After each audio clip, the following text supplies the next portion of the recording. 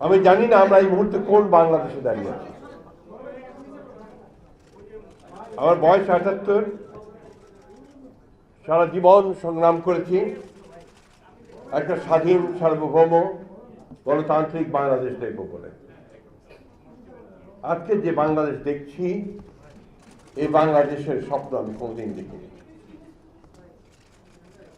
প্রিয় সহকর্মীরা, অত্যন্ত পরিষ্কার, এখানে খুব কথা বলার কিছু নেই। আজকে ডেইলি স্টার নয়, প্রথম আলো নয়, আজকে গণতন্ত্রের উপর আঘাত এসেছে।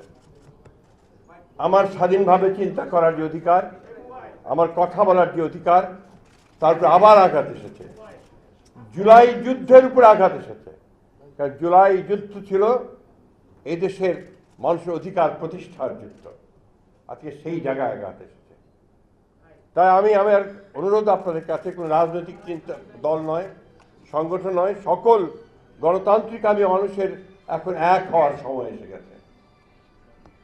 আমরা যারা অন্ধকার থেকে আলোতে আসতে চাই, আমরা যারা আমাদের বাংলাদেশকে সত্যিকার অর্থেই একটা স্বাধীন সার্বভৌম গণতান্ত্রিক বাংলাদেশ হিসেবে দেখতে চাই, তাদেরকে আজকে শুধু সচেতন হলে চলবে না, রুখে দাঁড়াতে হবে। এখন রুখে দাঁড়ানোর সময় এসে গেছে। আমি আপনাদের আহ্বান জানাবো, শুধু এখানে এসে একাত্মতা ঘোষণা করা নয়, মানববন্ধন করে সংহতি প্রকাশ করা নয়, আজকে সর্বক্ষেত্রে সর্বশক্তি নিয়ে আপনারা যারা বাংলাদেশকে ভালোবাসেন তারা সবাই ঐক্যবদ্ধ হন। এই অপশক্তিকে রুখে দিতে হবে। ধন্যবাদ সকলকে। আসসালামু আলাইকুম।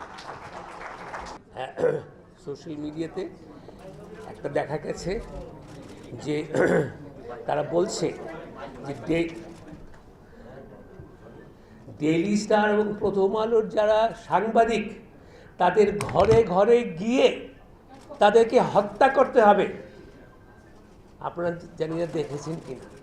সো এটা যে একটা কাকতালীয় ঘটনা ঘটেছে তা না, এটা মার্ডারাস। আরেকটা কথা বলতে চাই, প্রথম দিনে আমি এটা অত সচেতন ছিলাম না। আমার প্রায় 25-26 জন সহকর্মী তারা ছাদে আটকে পড়েছিলেন।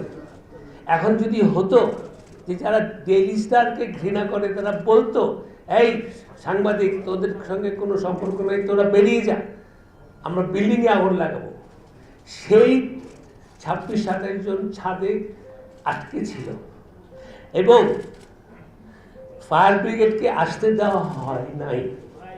এটার মানে কি?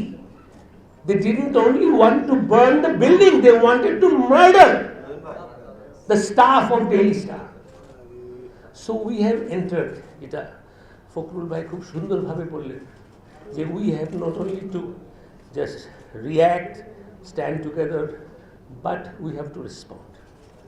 We have entered into an era of murder.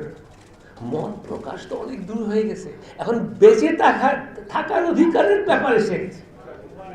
আপনারা এখানে, আপনাদের সঙ্গে আমরা আছি, আমাদের সঙ্গে আপনারা থাকবেন। ধন্যবাদ।